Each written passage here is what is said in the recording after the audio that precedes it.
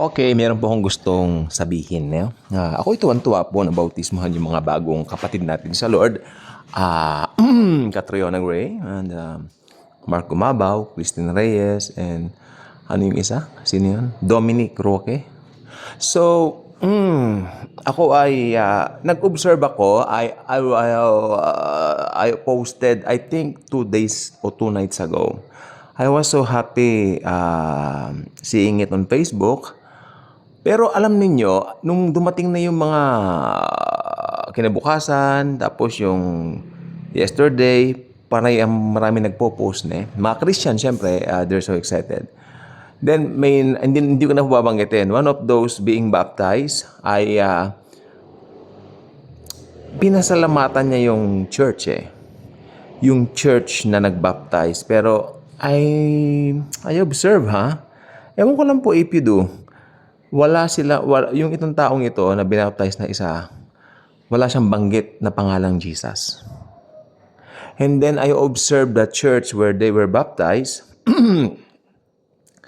parang rock and roll concert eh. Okay, let me put it this way. Kasi ako po ay galing sa isang institutional church. Ang patakaran ng pastor doon, kasi kinuha kami sa kanyang G12. O yan na, sinabi ko na. I recall, one of us magdadala rin ng 12.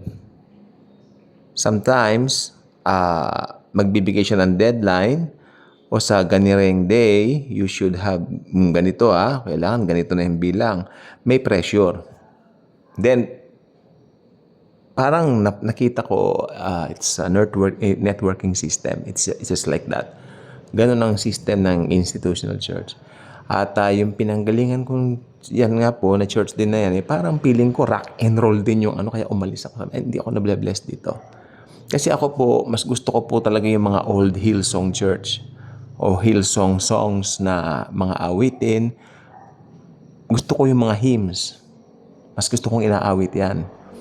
Yan. Kasi alam po ninyo yung sincerity of praising Jesus naroroon.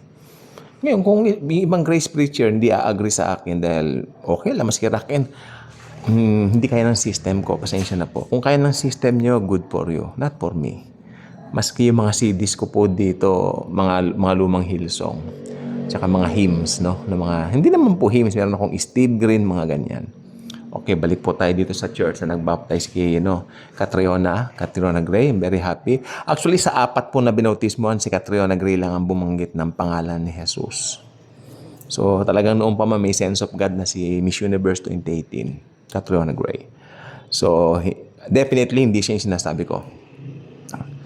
Kasi,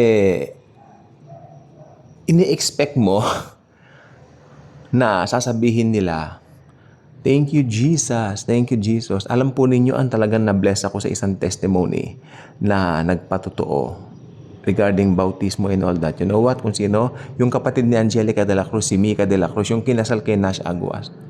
Talagang grabe yung talagang na-born again talaga yun. Naniniwala ako. Talagang may conversion siya. Panayang niya. Talagang grabe yung anointing niya while having the testimony.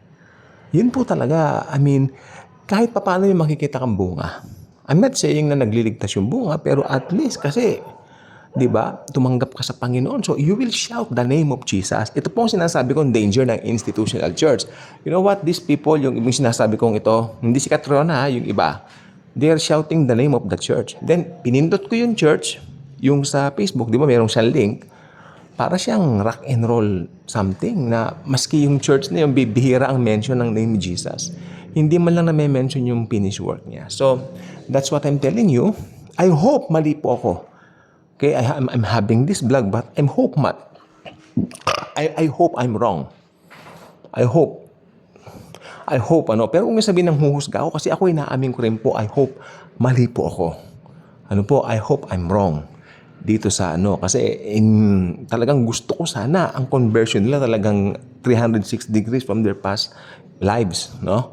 At magpatuloy sa pag-focus lang kay Jesus.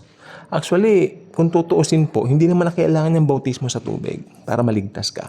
Pero since yan po ang para malaman din naman ng mga ibang tao na maging aware sila na naging Kristiyano ka na. Kaya maganda rin naman po. Pero nagliligtas, hindi naman ba nagliligtas ang bautismo sa tubig? Okay? So I hope I'm wrong dun sa nabasa ko. Kasi ang puro sinasabi nila yung pangalan ng church. I hope talaga nagkaroon sila ng conversion kay Christ, kay Lord Jesus. Okay po. Bye-bye.